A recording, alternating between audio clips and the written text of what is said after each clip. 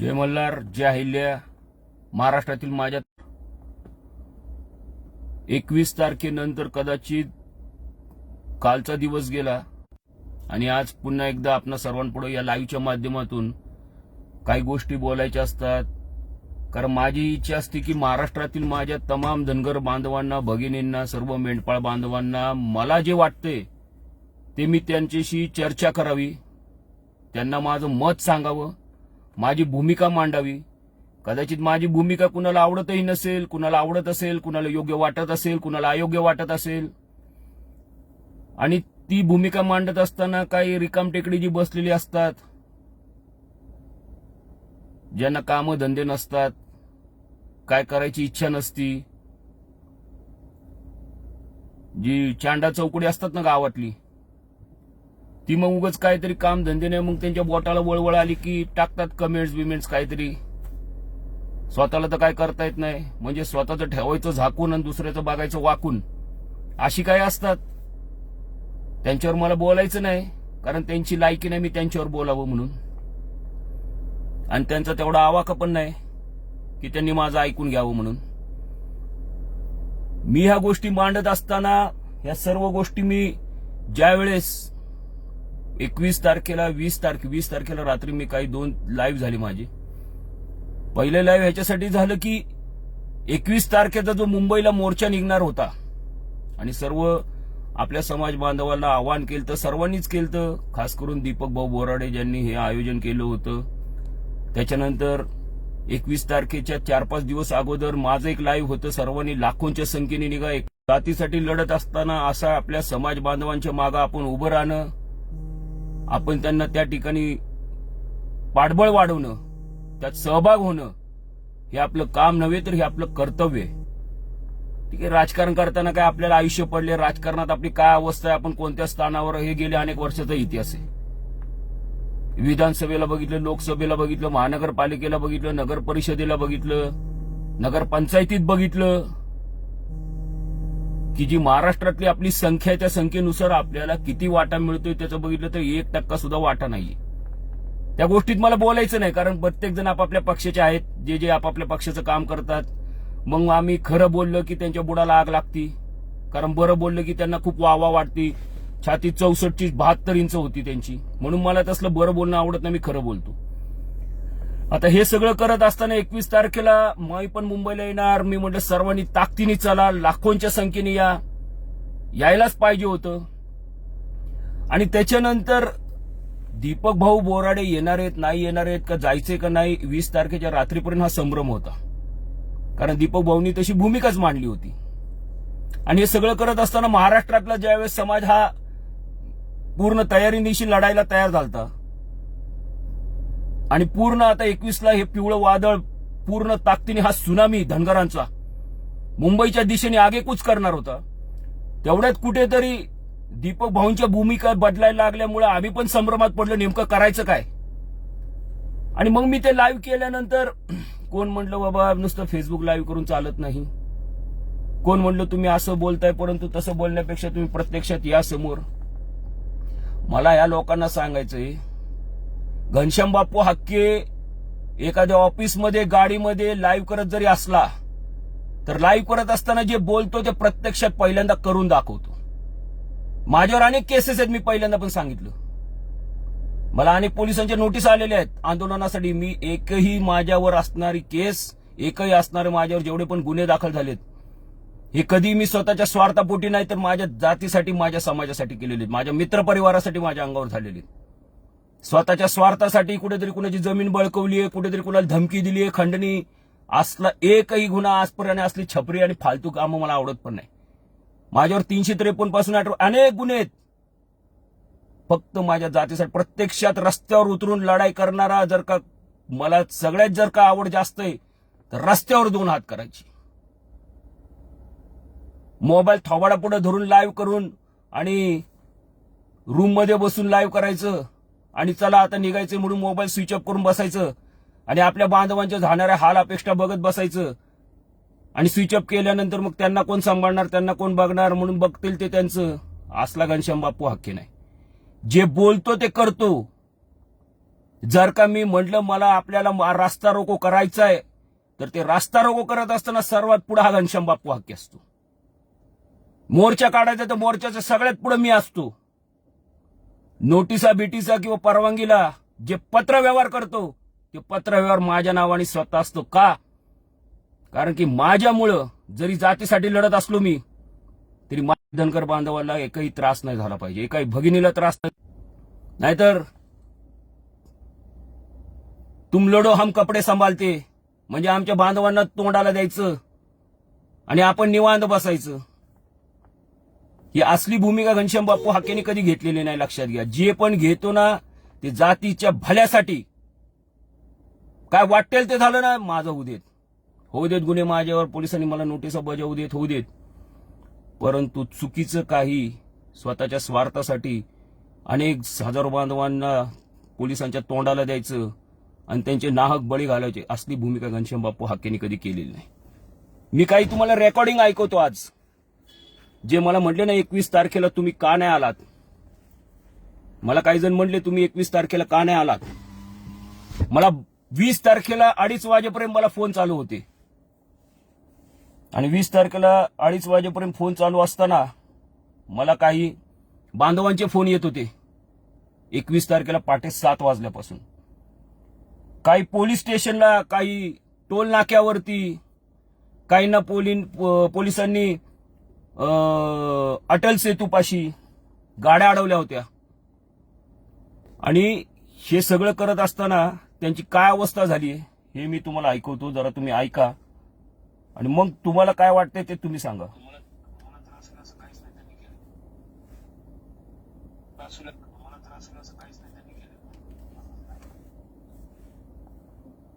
काही मी ऐकवतो तुम्हाला, त्या गोष्टी ऐका तुम्ही. इथं आमच्या पोलीस स्टेशनला बाहेरून आणून दिलेले आहेत लोक सर. अच्छा, आमच्या पोलीस स्टेशनची माणसं पण नव्हती गेली तिथं आणायला लोकांना. बर. डिस्ट्रीब्युट केले फक्त लोक त्यांनी, की त्यांचं काय असेल आता ते कडले मला पण एवढी माहिती नाही. फक्त मला सांगितले याची नावं लिहून ठेवा आणि फक्त परत आदेश आला की यांना सोडून द्या.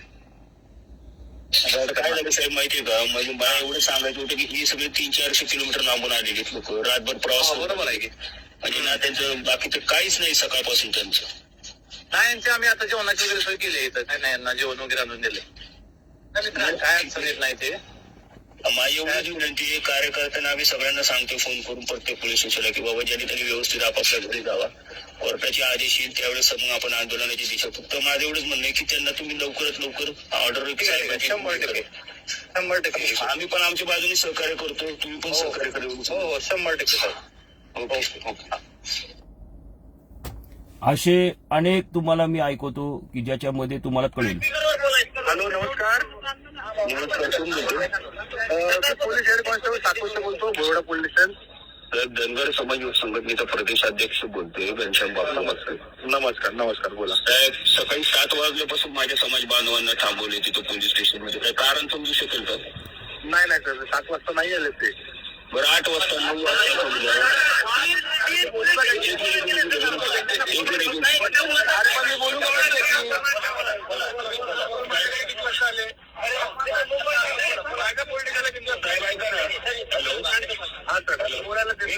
स्पीकरवर फोन टाका, मी त्यांच्याशी बोलतो.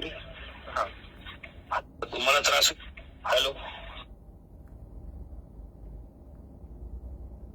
धनगर समाज युवक संघटनेचा प्रदेशाध्यक्ष. हा, बोला ना. गाड्या कोणत्या कारणास्तव अडवल्यात, म्हणजे काय कारण समजू शकेल का? गाड्या ज्या आहे मुंबईमध्ये ट्रॅफिक जाम झालेला आहे, त्यामुळे गाड्या ज्या आहेत त्यामुळे पाठवल्या. तुम्हाला जायचं आहे तर ट्रेनने जाऊ शकतात ते. नाही म्हणजे मला म्हणजे मुंबईमध्ये तर लाखो गाड्या रोज ये जा करतात, 18 गाड्यांनी ट्रॅफिक जाम होते, म्हणजे मला नाही कळलं साहेब. तसं नाहीये साहेब. ट्रेन येत नाही ना मुंबईला, म्हणजे मुंबईला तर रोज ये जा लाखो गाड्यांची ये जा होती. बरोबर आहे, रोज येणं हा पार्ट वेगळा आहे. आणि आज आंदोलनासाठी जे चालले आहे ना ते गाड्या रस्त्यात लागून जातात आणि ट्रॅफिक जाम होते. त्यांना इथून ऐका ना, इथून बाजूला आहे ना, ठाणा स्टेशन बाजूलाच आहे आणि इथून 30-35 मिनिटं. माझं काय म्हणणं आहे, आता हे असे अनेक रेकॉर्डिंग आहेत, अनेक हजारो बांधवांची रेकॉर्डिंग आहे. अनेक हजारो बांधवांना त्या दिवशी उचलून ताब्यात घेतलं होतं, अनेक पोलीस स्टेशनला 5-5, 6-6 तास बसवलं होतं. याचा अर्थ पोलीस आमच्या विरोधात आहेत, पोलिसांना आमचा द्वेष आहे, राग आहे, पोलिसांनी जाणून बुजून, असं मी बिलकुलही म्हणत नाही. त्यांना वरतून आले असतील आदेश. हे जे गेंड्याच्या कातडे मी म्हणतो ना, नालायक निर्लज्ज बेशरम सरकार बसले, पहिल्यापासून म्हणतो, ईदभर नाही तर हातभर फाटली यांची. आणि मग धनगरांना उत्तर काय द्यायची? छातुरमातुर उत्तरं द्यावी, बनवाबनवीची उत्तरं द्यावी. तर धनगर आता चांगला सगळं कळून चुकले. कोण किती पाण्यात आहे, कोण धनगरांच्या पाठीत खंजीर खुपसतोय, सगळं माहिती आहे. मग आता करायचं काय? तर पोलीस प्रशासनाला करा पुढं. अहो, तुमच्या या पोलीस प्रशासनाने तुम्हाला वाटतं तुम्ही आमचं आंदोलन दडपू शकता? हे रंगील रांगडे धनगर आहेत. तुम्ही तरी शहरात राहता. हे आमची रानवानात दळामाळात जंगलात फिरणारे हे आमचे मेंढपाळ बांधव आहेत. कसलंही येऊ दे माचखोर जंगली जनावर एका दणक्यात कटका पाडतात. त्यामुळे ते तसलं आमच्या पुढं तुम्हाला वाटलं पोलीस प्रशासन टाकून तुम्ही आमच्या बांधवांचा आवाज दाबताल. परंतु त्या दिवशी माझं न येण्यामागचं कारण हेच होतं. मी हेच सांगतोय सर्वांना की सकाळी 7:30 वाजल्यापासून ते 2:30-3 वाजेपर्यंत हजारो बांधव होते ज्यांना सोडवण्यासाठी प्रत्येक पोलीस स्टेशनशी मी बोलत होतो, प्रत्येक पोलिसांशी बोलत होतो, त्यांना विनंत्या करत होतो, त्यांना सांगत होतो, साहेब आमचे बांधव हजारो किलोमीटरवर आले, त्यांना काय नाही, जेवणाची सोय नाही, नाश्त्याची सोय नाही, चहा पाणी नाही, आंघोळ काही नाही, त्यांचं रातभर प्रवास करून आलेत. आणि तिथं आंदोलनस्थळी पोहोचायच्या अगोदरच हजारो पोलीस उभे होते, हजारो पोलीस गाड्या होत्या, शेकडो, ज्यांना पिंजऱ्यात टाकून घेऊन जायचे ह्या पोलीस स्टेशनला, तिथं जास्त झाले त्या पोलीस स्टेशनला. आणि मग त्या पोलीस स्टेशनला रेल्वेतून उतरले की पोलीस पिंजऱ्याच्या गाडीत घालायचे, चला पोलीस स्टेशनला. काय कारण काय माहित नाही आम्हाला. सिनियर पोलीस अधिकाऱ्यांचे आलेत ऑर्डर की यांना सोडायचं नाही. मग असं करत असताना त्या ठिकाणी मी माझ्या बांधवांना सोडायचं. माझ्या बांधवांसाठी तिथं कोण साधा वाली नाही, त्यांना तिथून सोडवण्यासाठी त्या पोलीस अधिकाऱ्यांशी बोलायला. ठीक आहे, दीपक भाऊ बोराडेंनी सकाळी केला, चलो लढना है गद्दारों से इनसे उनसे, ठीक आहे झालं. याचा अर्थ दीपक भाऊ बोराडेंना मी दोषी ठरवत नाही. परंतु त्याच्यानंतर काही जणांनी जी बोटं घालायला सुरुवात केली ना, तुम्ही आले नाहीत, लाईव्ह करून काय उपयोग आहे? अरे घनश्याम बाप्पू हक्के ना, ज्या वेळेस मुंबईला जायचं होतं एकटा गेलता, एकटा. निवडक माझ्यासोबत जे माझे कट्टर आहेत, जातीसाठी जीव देणारे, माझा मित्र परिवार, असे 10-15 जण एवढेच गुण आहेत. आणि किती बंदोबस्त आहे, छे छे छे. आजपर्यंत मी कधी केलं नाही. आगे कितने, पीछे कितने, दाए कितने, बाय कितने, एकटा. तेवढी धमक आहे, तेवढी ताकद दिलेली आहे मातेने आमच्यात, आणि तेवढा स्वाभिमान छत्रपती शिवाजी महाराजांनी आम्हाला शिकवलाय. म्हणून घनश्याम बाप्पू हक्के जे बोलतो ना तेच करतो. पांचाळ गप्पा हाणायच्या, दर 2 दिवसाला निर्णय बदलायचे. बर ठीक आहे, झाला, मुंबईला हजारो लोक आली, दीपक भाऊ बोराडे आले, नंतरून त्यांनी भाषण केलं. परंतु मला जे मी सांगतो ना, कुणाला काय वाटेल ते मी त्याचा विचार करत नाही. जे मला वाटतं, मला पटतं तेच मी बोलतो. नाही पटलं तुम्हाला पटण्यासाठी आणि माझे व्ह्यूज वाढण्यासाठी जरूरतच नाही हो मला. काय आपण मिळवलं? काय मिळवलं? काय हजारो बांधव निघाले होते. ज्या वेळेस तिथं मोर्चाच्या ठिकाणी सांगण्यात आलं की आता सर्वांनी आपापल्या घरी जावा, जे निघालेत नाशिक, नांदेड, उस्मानाबाद, जालना, त्यांच्या गाड्या अर्ध्यातच रिटर्न फिरवा. यातला एकही बांधव मला पेट्रोलसाठी पैसे द्या, मला जेवणासाठी पैसे द्या, मला ह्याच्यासाठी पैसे द्या, खाय प्यायला, जे चालते ते स्वतःच्या हिमतीने, स्वतःचा स्वखर्चाने आलते, स्वतःच्या खिशाला झळ पोचून आलते. त्यांनी विचार नाही केला मला जालन्यापासून मुंबईला जायचंय, मला नांदेड पासून मुंबईला जायचंय, मला किती खर्च होणार आहे, माझा कामधंदा बुडणार आहे. करोडो रुपयाला माती करून ते त्या दिवशी मुंबईला आलते सगळेजण. 10,000 काय लोक ज्यावेळेस मुंबईमध्ये पोहोचलेली त्याच्या डब्बल माणसं रस्त्यात होती. पण आपण ह्याच्यातून साध्य काय करतोय? याचा अर्थ दीपक भाऊ बोराडे चुकीचे आहेत असं मी म्हणत नाही, ते त्यांच्या पद्धतीने. पण तुमची जी त्या ठिकाणी जी रणनीती होती ती कुठेतरी कुचकामी ठरली असं मला वाटतं. का? एक मंत्री नाही, एक आमदार नाही, एक प्रकाश अण्णा शेंडगे, विकास महात्मे अशी काही निवडक मंडळी दिसली मला. बाकीचे कुठे गेलते? एक जण नाही यावं तिथं.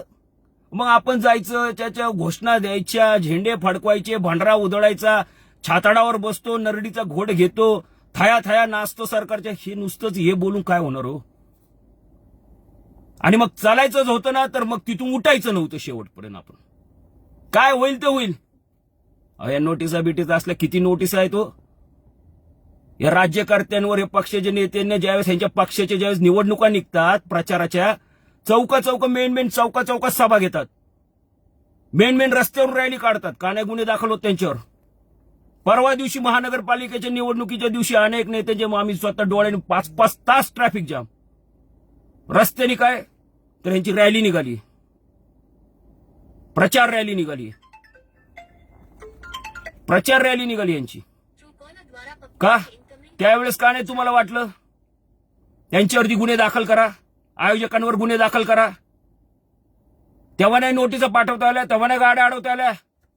पूर्ण ट्रॅफिकचा बोज वारा करून सगळे तुमचे कायदे धाब्यावर बसून ज्यावेळेस यांनी एवढ्या मोठमोठ्या रॅली. आणि धनगरांचा मोर्चा नक्की टाका नोटीस, पकडा त्याला, टाका आतमध्ये.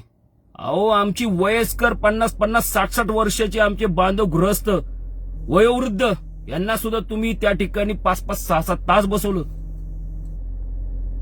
मी मनापासून धन्यवाद त्या पोलीस प्रशासनाला देतो की ज्यांनी स्वखर्चाने नाश्ता पाना चहाची आणि जेवणाची सोय केली बांधवांसाठी. आमची स्वखर्चाने केली. काय आमचे बांधव असे होते की त्यांनी त्या ठिकाणी स्वतः त्यांना जे पाहिजे ते सर्व आणून दिलं.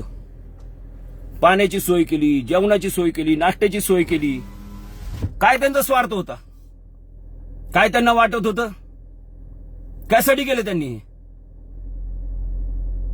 स्वतःचा फायदा होता त्यांचा, खिशाला एवढी झळ पोचून. अरे पण ज्यासाठी आपण हे करतोय, जो आपला उद्देश आहे, तू असाच मग रेंगाळत दरवेळेस ना हेच भिजत घोंगड्यावर घोंगडं टाकायचं. आणि पुन्हा 8-10 दिवसांनी कोणतरी उठणार, चलो दिल्ली, चलो मराठवाडा, चलो नागपूर, चलो मुंबई. अरे काय खेळ चालवलाय हा? काय फिरायला टूर निघाली आपली? घ्या 5-50-100 बांधून चला फिरायला, मुंबईला जाऊ, गेट ऑफ इंडिया जाऊ, भेळपुरी खाऊ, बोटीतून फिरू. काय हाल झाले ना त्या बांधवांचे, बघवलं जात नव्हतं. मला अक्षरशः मला 7 वाजल्यापासून पाटेच्या मी एक टाइम मला एक पण असं सेकंड नाही की माझा फोन बंद आहे. प्रत्येकाचे फोन. बरं अशा वेळेस त्या ठिकाणी ज्यांनी हे आयोजन केलं, ज्यांनी म्हणजे समाजातच आपल्या जातीच्या आरक्षणासाठीच, आपण तुम्ही त्यावेळेस हे नियोजन करायला पाहिजे होतं की ह्या बांधवांना उद्या मुंबईत पोलीस अडवणार, टोल नाक्यावर अडवणार आहेत, गावामध्ये अडवणार आहेत, रेल्वेतून आले तरी अडवणार आहेत. सेनापती जो असतो ना, सेनापती असा असतो, लाखोंचा हजारोंचं सैन्य असू, पहिल्यांदा तलवार भिळवलायला सेनापती पुढे असतो. सेनापती असं करत नाही, तलवार मॅन करून मागं बसतो आणि सैन्यानं म्हणतो भिडा, आणि 500-500 सैन्य कापल्यावरती मग तलवार घेऊन पुढे येत नाही. हे कुणाला उद्देशून मला बोलायचं नाही, पण जे खरं आहे ना ते मी बोलतो. आपण वाचलेत ना छत्रपती शिवाजी महाराजांचे, पुण्यश्लोक राजमाता अहिल्यादेवी होळकरांचे इतिहास, धर्मवीर संभाजी महाराजांचे, महाराणा प्रतापांचे, राजमाता जिजाऊचे, पुण्यश्लोक राजमाता अहिल्यादेवी होळकरांचे, यशवंतराव होळकरांचे आपण इतिहास वाचलेत. कोणती अशी लढाई आहे की स्वतः राजवाड्यात बसून सैन्याला म्हटले जावा लढा? आणि मग असा इतिहास असताना तुम्ही आम्ही मात्र सैन्य निघाले युद्धाला, सेनापती गायब. ज्या ठिकाणी जायचंय तिथे सैन्य पोहोचायच्या अगोदरच त्यांच्यावरती गनिमी काव्यानी आमच्यावरतीच अटकेचं सत्र सुरू. आणि एवढा माज मस्ती आणि सरकारला एवढी मदमस्त झाले, सत्तेची एवढी बुडाला त्यांच्या खुमखुमी आलीये. एक प्रतिनिधीने पाठवला हजारो धनगरांच्यासाठी, आणि तुम्ही मात्र द्या तुटस्तोर मतदान हाना आता झेडपी पंचायत समिती आहे, हाना द्या, कमळ फुलवा, अजून घाला त्याला खत पाणी घाला, बिस्लरीच्या बाटल्या टाका त्या कमळाला, चांगलं आधुनिक पद्धतीचं दर्जेदार खत टाका, वाढवा अजून कमळ. एकनाथजी शिंदे साहेब बाकीच्यांशी नाही, पण तुमच्याकडून आम्हाला अपेक्षा होती की तुम्ही येताल. एक गोरगरीब सामान्य कुटुंबातून तुम्ही आलेलात. तुमच्याच तोंडाने आणि तुम्ही मुख्यमंत्री असताना तुम्ही या बाबतीत निर्णय घेतला होता. तुम्हाला महाराष्ट्रातील अनेक तालुक्यात जिल्ह्यात धनगरांनी आदरपूर्वक भंडारा लावून घोंगड्या घातल्या. पण तुम्ही सुद्धा शेवटी त्यांच्याच बाजूने आणि त्यांच्याच ह्यानी तुम्ही सुद्धा तयार झालात. या मदमस्त सरकारला एवढी मस्ती आली आणि एवढा धनगरांचा द्वेष आहे की तुमच्या आता मतदानाची आणि तुमच्या आता एकजुटीची त्यांना बिलकुल पण परवानगी आणि कसली काळजी नाही. तुम्ही हजारोनी या, नाही तर किती एकजूट दाखवा. आम्ही आमच्या मदमस्त जी खुमखुमी आलीये, मस्तवालपणा आलाय, माज चढलाय, तो माज आम्ही कायम तुम्हाला दाखवू. अशा मगरुरीत आणि अशा मस्तीत हे सरकार आता जगायला लागले. 2014ला फसवणारे कोण होते जे आता आहेत मुख्य पदावर, त्याच्यानंतर दुसरे आले, त्याच्यानंतर तिसरे आले आणि पुन्हा 2014चे पुन्हा येईन म्हणून येऊन बसले.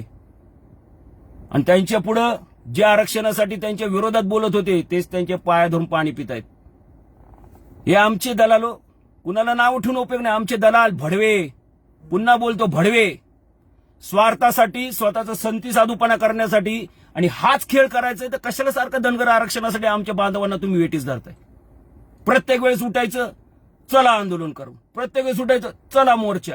प्रत्येक वेळेस उठायचं, चला रस्ता रोको, उपोषण, आंदोलन, धडक मोर्चा, तोडफोड. अरे काय चाललंय? खेळ आहे हा?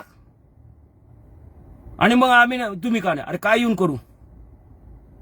तुमच्या ह्या असल्या चालू सगळ्या नियोजनाला ज्याला कसलाही काय आधार नाही. आता स्पष्ट बोलतो मी, बसायचं होतं तिथं. काय मुंबई कुणाच्या बापाचा 7-12 आहे मुंबईचा? बसायचं होतं तिथं. काय होईल ते होईल बघितलं.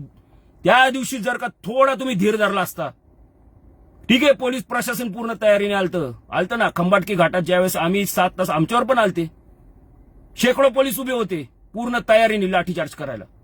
पण आम्ही हटलो नाही. 7 तास थांबलो होतो रस्त्यावरती. सर्व आमचा गोरगरीब भोळवा बापडा धनगर समाज, मी, माझ्यासोबत असंख्य माझे सहकारी, आमचं कुटुंब, सर्व. कशासाठी घाबरायचं? करू देत पोलीस प्रशासनाला जे करायचं ते. कदाचित त्या दिवशी आपण थांबलो असतो तर त्याच्या दुसऱ्या दिवशी 22 तारखेला ह्यापेक्षा 4 पटीने गर्दी झाली असती मुंबईत, एवढं लक्षात ठेवा.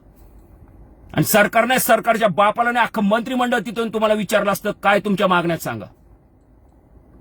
पण आपलं चालू, घ्या निवेदन, द्या त्यांना, घ्या त्यांचं पत्र, घ्या आपल्याकडे, सही करा, दाखवा मीडियाला. हे बघा, हे आम्हाला मिळालेलं पत्र, ठेवा आपल्या बॅगेत. काय ते 21 तारखेला ज्यावेळेस 7 वाजता झालं, मला 22 तारखेला सायंकाळी 7-8 वाजेपर्यंत फोन होते. आम्ही काय करावं? काही नाशिकला, काही इगतपुरीला, काही मनमाडला, उस्मानाबादला, जालन्याला, औसामध्ये, मुखेडला, काही अर्ध्या रस्त्यात आली आहेत, काही लोणावळ्यात काही गाड्या अडवल्या, काही खंडाळ्यात अडवल्या, काही तळेगावला. आणि त्यांचं एकच, आम्हाला अडवलंय, कुणाला आम्ही फोन करायचा? तुमचं आम्ही लाईव्ह बघितलं, तुमचा नंबर आम्ही तुम्हाला फोन करतोय पोलिसांना, तुम्ही सांगा आमच्या गाड्या अडवल्यात, आम्हाला तिथं त्या ठिकाणी नोटिसा देत आहेत, आम्हाला त्या ठिकाणी ताब्यात घेतले, पोलीस स्टेशनला बसवले, आमच्याबरोबर काही भगिनी आहेत, आमचे वयोवृद्ध लोक आहेत, वयस्कर लोक आहेत. कोण यांना सोडवणार होतं? अहो, जर का युद्ध करत असताना ना सरसेनापतीचं काय ध्येय नियम असतात. माझं काय झालं तर चालेल, पण माझ्या काही सैन्याला मी बिलकुल पण त्रास होऊन देणार नाही. ही आजपर्यंतचा इतिहास आहे. अनेक आंदोलनं आम्ही देखील केलेली आहेत, पण माझ्या कधी कार्यकर्त्याच्या अंगावर मी कधीच त्याला एकटा सोडून आम्ही रणभूमीतून निघून गेलो नाही. कारण जे होईल ते पहिलं माझं आणि मग माझ्या कार्यकर्त्यांचं, माझ्या सहकाऱ्यांचं, माझ्या समाज बांधवांचं, माझ्या मित्रपरिवाराचं. स्वतःचं कातडं वाचून दुसऱ्याचा बळी देणारी अवलाद घनश्याम बाप्पू हक्केची नाही. घनश्याम बाप्पू हक्के हा असा आहे की पहिल्यांदा स्वतःला काय व्हायचं ते करीन, स्वतःला काय व्हायचं ते आपल्या अंगावर घेईल. माझ्या सहकार्यांपर्यंत पोहोचायचं, तुम्हाला तिथपर्यंत जायची जरूरत पण पडणार नाही. आणि मग मी बोललो की तुम्ही आला नाही, तुम्ही फुकट सोशल मीडियावरती लाईव्ह मध्ये. अरे लाईव्ह मध्ये मी कशासाठी बोलतो माहितीये का? मला माझ्या बांधवांपर्यंत पोचता यावं म्हणून. माझी इच्छा असती महाराष्ट्रातल्या प्रत्येक माझ्या धनगर समाज बांधव, माझा मित्रपरिवार, माझे मेंढपाळ बांधव, माझ्या भगिनींपर्यंत मला माझा आवाज पोचता यावा, त्यांचं मत जाणून घेता यावं, त्यांच्याशी संवाद साधता यावा, बाकी काय नसतं. आणि माझं म्हणणं कदाचित त्यांना पटत असेल नसेल, पण पटतं म्हणून ते माझा लाईव्ह मध्ये व्हिडिओ बघत असतात, ऐकत असतात. ठीक आहे, काहींना नाही पटत म्हणून मी काय त्यांना शिव्या नाही घालत. ठीक आहे, तुम्हाला नाही पटत तुम्ही माझ्याशी फोन संपर्क करा, सांगा मला चुकतंय तुझं, मी असं नाहीये, मी करतो म्हणजे मीच बरोबर. एखाद्या 15 वर्षाच्या 10 वर्षाच्या मुलांनी जरी मला सुचवलं ना की बापू तुमचं हित हे चुकतंय, तुम्हाला असं करायला पाहिजे, तरी तेवढी ऐकून घ्यायची माझ्यात कुवत आहे, तेवढी ताकद आहे, तेवढी सहनशीलता आहे. मी करेल तेच कायदा, मी करेल तेच खरं. आणि आता ह्याच्या पुढे जर का आंदोलन आपल्याला करायचं असेल, सर्व माझ्या जे पण आंदोलन करते, जे पण मोर्चाचे पुढाकार घेत आहेत, मला त्यांना विनंती आहे, हा समाज काबाड कष्ट करणारा गोरगरीब,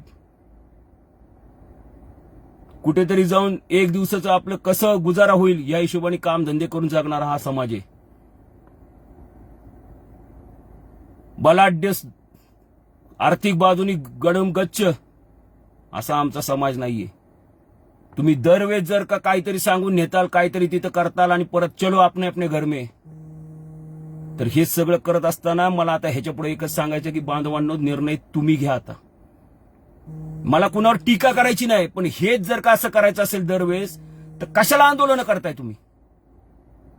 फक्त दाखवायला, आपण फक्त झेंडे फडकवायला फडकू ना, जयंतीत देखील झेंडे आपण फडकू ना, भंडारा देखील उधळू, महाराष्ट्रात जाऊ दे, ज्यावेळेस ही अंमलबजावणीचा GR निघाला अख्खी मुंबई पिवळी करून टाकू.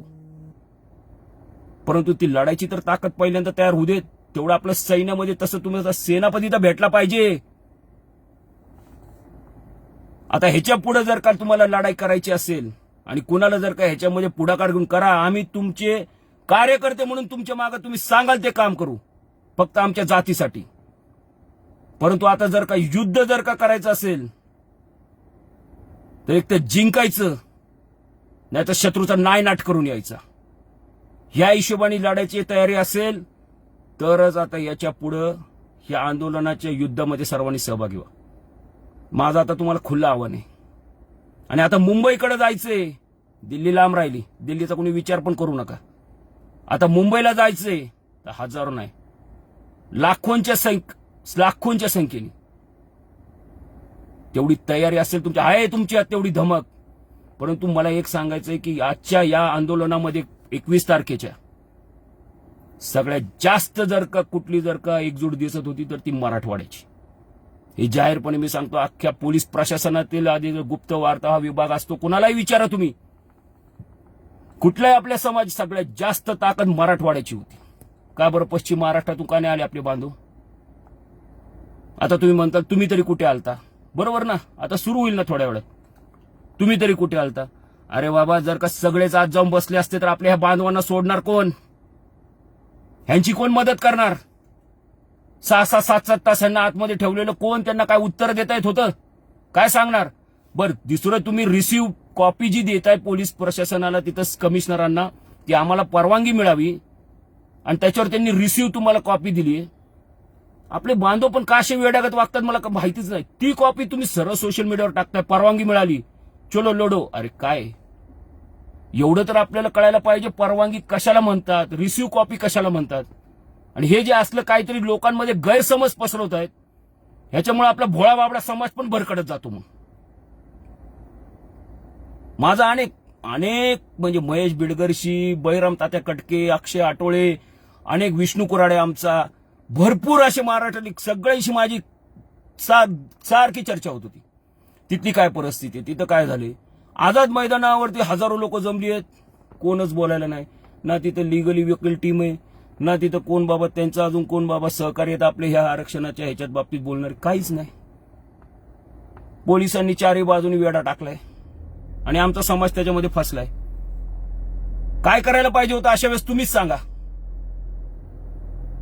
माझ्या बांधवांना सोडवणं, माझ्या बांधवांना त्या पोलिसांच्या ताब्यातून सोडवणं हे माझं पहिलं कर्तव्य होतं, जे मी केलं. रात्रीच्या 6-7 वाजेपर्यंत कदाचित मी त्या मोर्चात आलो असतो तर मला फोन घेता आले नसते आणि हे बांधवांना कोण वाली राहिला नसता. हजारो बांधव होते पोलीस ठाण्यात, हजारो. हे असे रेकॉर्डिंग तुम्हाला ऐकवलेत ना, असे शेकडो रेकॉर्डिंग आहेत माझ्याकडे, शेकडो. आणि एकच पोलीस प्रशासनाचे अधिकारी म्हणायचे, जे पण एपीआय होते, पीएसआय होते, वरिष्ठ पोलीस निरीक्षक होते, तुम्ही डीसीपी, जॉईंट सीपी नाही तर सीपीशी बोला, आम्हाला वरतून ऑर्डर आल्यात गाड्या सोडायच्या. अरे बाबा, देहू रोड पासून अटल सेतू, पनवेल, कळंबोली पासून वाशी टोल नाक्यापर्यंत शेकडो गाड्या पकडून ठेवल्या होत्या. बरं, पकडल्यात त्यांना सोडायचं काय तो वेळ माहित नाही त्यांना. पोलीस ठाण्यात बसवले त्यांना कधी सोडणार तो वेळ माहिती नाही. पण हे ज्यांनी पण कृत्य केलं ना, पोलीस प्रशासन नाही म्हणते मी, पोलीस प्रशासन त्यांचं कर्तव्य करतात, पण हे ज्यांना त्यांना करण्यासाठी भाग पाडले, तुम्हाला मी त्या दिवशी पण म्हटलो आणि आता पण म्हणतो, करारा जवाब मिळेगा, लक्षात घ्या. असा तुम्हाला रिटर्न परतावा मिळेल ना की परत धनगरांच्या नादी लागणार नाही. तुम्ही तर 4-4, 5-5 तास बसवलं ना, तुमची अशी अवस्था करू की तुमचं 1 नंबर आणि 2 नंबर जाणं सुद्धा महागात करू, लक्षात घ्या. हा शब्द आहे आमचा. शांततेच्या मार्गाने आम्ही आमचं आंदोलन, आमच्या मागण्या, घटनेमध्ये आम्हाला जो अधिकार दिलाय त्याची अंमलबजावणी करा म्हणून वारंवार तुमच्या पुढे विनवत्या करतोय, पायगड्या घालतोय, हात जोडतोय तुमच्या पुढे. आणि आज देखील शांततेच्या मार्गाने आम्ही येत असताना तुम्ही जर का अशा प्रकारे धनगरांची वागणूक दिली आणि अशा प्रकारे धनगरांची मुंबईमध्ये हाल केले, याचा परतावा तुम्हाला मिळणार. तुम्हाला काय ताकद लावायची ती लावा. हा तर तुम्ही काल मी टाकलं, कसा वाटला ट्रेलर, त्याच्यावर पण बोटं घातलीच काही जणांनी. घाला, ते बोटं घालणाऱ्यांना 2च ठिकाणी बोटं घालता येतात, त्यामुळे तसल्या बोटं घालणाऱ्यांवर मी विचार करत नाही. पण ह्या ट्रेलर पिक्चर तुम्हाला आहे ना असा दाखवू की त्याचा दी एंड कधीच होणार नाही, असा पिक्चर तुम्हाला दाखवू, लक्षात घ्या. हे तर किरकोळ होतं, या धनगरांचं हे किरकोळ तुम्हाला एक फक्त त्यांनी झलक दाखवली. सुनामी तर अजून तुम्हाला, ज्या सुनामी येईल ना तेच तुमच्या मंत्रालयामध्ये एक खुर्ची नाही, कागद नाही, तुमच्या अंगावर एक कपडा सुद्धा राहणार नाही साल्यावर, लक्षात घ्या. सगळं तुमचं वाव त्या समुद्रात गेला असेल. हा शब्द आहे आमचा. ह्या धनगरांवर आणि माझ्या जातीवरती आणि माझ्या समाज बांधवांवरती, भगिनींवरती जो तुम्ही मुंबईमध्ये हाल केलेत ना, घनश्याम बाप्पू हा आयुष्यात विसरणार नाही, लक्षात घ्या. आणि ह्याचा परतावा शब्द आहे. आणि मी जे बोलतो ते करतो, जे बोलतो, जे करायचं असतं तेच बोलतो. फक्त एकच आहे की माझ्या ह्या बोलण्यामध्ये आणि करण्यामध्ये कधी 21 तारखेला झालं तर त्याचं कारण आहे की मी पहिल्यांदा माझ्या बांधवांचा विचार करतो, माझ्या भगिनींचा विचार करतो, माझ्या मित्रपरिवाराचा विचार करतो. कारण मी त्या दिवशी जर का तिथं आलो असतो तर शपथ आहे मला अहिल्या मातेची, तुम्हाला असे लांब लचक लावले असते ना या सगळ्या सरकारला, काय तुम्हाला ताकद लावली, असे लांब लचक लावले असते की तुमच्या बापाने GR काढून आम्हाला त्या ठिकाणी स्वागत आणि भंडारा उधळत पाठवलं असतं. म्हणजे मी काय खूप मोठा महान आहे, मी काय खूप मोठा कुठेतरी काहीतरी वेगळं आहे, बिलकुल पण नाही. पण जो समाज बांधवांची आमच्या ताकद आहे आणि त्यांना फक्त मार्गदर्शन व्यवस्थित नाही, दिशा दाखवत नाहीये ही लोक, म्हणून समाज भरकटत चाललाय आणि स्वतःची ताकद विसरत चाललाय. काय 21 तारखेचं जर झालं आणि अर्ध्यातून समजा आपण परत माघारी गेलो म्हणजे काय आम्ही हारलो असं वाटतंय. कधी लक्षात घ्या, या सरकारला आणि मस्तवाल जे केली आहे त्यांनी मुंबईमध्ये आमचे हाल, आणि आम्हाला मुंबईत येण्यापासून जे जे करता येतं ते केलं तुम्ही पोलीस प्रशासनाला पुढे घालून. वाघ हा 2 पावलं मागं जातो ना, ते काय माघार म्हणून जात नाही, तर ज्यांनी ज्या ताकदीने पहिली झेप घेतली असेल ना त्याच्या 10 पट ताकदीने झेप घेण्यासाठी वाघ 2 पावलं मागं जातो. लवकरच तुम्हाला मुंबईमध्ये सुनामी वादळ पाहायला मिळेल. आता तुम्हाला तारीख वेळ आम्ही सांगणार नाही. आता जोर का झटका धीरे से लगेल नाही, जोर का झटका डबल वोल्टेज से लागणार आहे तुम्हाला, एवढाच शब्द आहे माझा. बाकी आज मला एवढं सांगायचं होतं, काही जण जे बोलत होते ना अमुक तमुक फलाना डिमका सोशल मीडियावर, अरे नका रे त्याच्यामध्ये बोटं घालू. कशाला उगाच बोटं घालता? काय करता येत असेल ना तर रस्त्यावर उतरून करा, काय करता येत असेल तर प्रत्यक्षात ते कृती तुमची दाखवा. त्या आंदोलनात व्हिडिओतून बोला किंवा अधिकाऱ्यांशी बोला, त्यांना मदत करता येत असेल आपल्या बांधवांना ती करा रे. बोटं काय घालता? आणि बोटाला लयच वळवळ होत असेल तर झेंडू बाम लावा, म्हणजे वळवळ थांबेल. बघावं तेव्हा आपली बोटं चालूच, इकडं घाल तिकडं घाल तिकडं घाल, कमेंट्स मध्ये घाल, इंस्टाग्राम मध्ये घाल, फेसबुक मध्ये घाल. हे बोटं घालवणं कुणाचं काम असतं माहित नाही का तुम्हाला? त्यामुळे अशी बोटे चाळे करू नका. नाही तर कोणाची जास्त बोटं वळवळत असेल तर माझा नंबर आहेच, मी पाठवून देतो तुम्हाला चांगल्या क्वालिटीचं झेंडू बाम. मग ते वळवळ करत असेल तिथं लावा, म्हणजे बोटं घालायचं तर बंद होईल. त्यामुळे असले छपरी चाळे सोडा. काय करता येत असेल तर ते प्रत्यक्षात उतरून कृती करा. प्रत्यक्षामध्ये जातीसाठी काय करता येत असेल तर ते करा. आपला काय सहभाग देता येत असेल तर द्या. आज माझे सुद्धा व्यवसाय छोटे मोठे, माझी मुलं सुद्धा चांगल्या कॉन्व्हेंट कॉलेजमध्ये, आता मोठ्या कॉलेजमध्ये शिकतात. मला या धनगर आरक्षणामध्ये बघितलं तर काय त्याच्यावर माझ्या मुलांना काय शिक्षणामध्ये मोठे अधिकारी होणार आहेत का मला 4 कॉन्ट्रॅक्ट मिळणार आहेत? फक्त ज्या जातीत मी जन्मलो त्या जातीसाठी काहीतरी करणं हे माझं कर्तव्य आहे. छोटा मोठा माझा सुद्धा खारीचा वाटा त्यात असावा म्हणून मी झटतो, करतो, बोलतो आणि वेळोवेळी जे खरं तेच बोलत असतो. जे काही गुलामांना, काही भडवेगिरी करणाऱ्यांना आणि काही दलालांना पटत नाही. कारण त्यांना वाटत असतं हा खरं बोलतोय म्हणजे आपली केलेली दलाली सगळी उडी पडेल आणि दलाली मिळेल कशी मग परत. कारण भडवेगिरी दलाली करणाऱ्यांना कुणाशी काही देणं घेणं नसतं, त्यांना फक्त दलाली. समाजाला कसंही टाका, कुणाकडे नेऊन सोडा, काही करा, कुठेही नेऊन कुठल्याही वेशीवर टांगा, आमची दलाली द्या. 1% द्या, 2% द्या, अर्धा टक्का द्या, पण दलाली द्या. म्हणून तर वर्षानुवर्ष खुर्च्या उभत बसलेत ना सत्तेत. इकडून येऊ तिकडून येऊ, आमचीच सत्ता पाहिजे, आम्हाला काहीतरी द्यावं. दलालांचं ते काम असतं. त्यामुळे असल्या दलाल आणि भडव्यांपासून सावध राहा. आणि दलाल भडव्यांनी तरी आंदोलनापासून स्वतःला लांब ठेवावं. तुमच्या पक्षाची जाऊन काय चाटुगिरी करायची ती करा. ह्याच्यातून जर का विष कालवायचं काम केलं तर तेच विष उलट करून तुमच्या मागून असं सारलं जाईल की मग तुमचं काय हाल होतील एवढाच विचार करा. एवढं सर्वांना सांगणे. आणि घनश्याम बाप्पू हाके हा मैदानात 2 हात करणार आहे.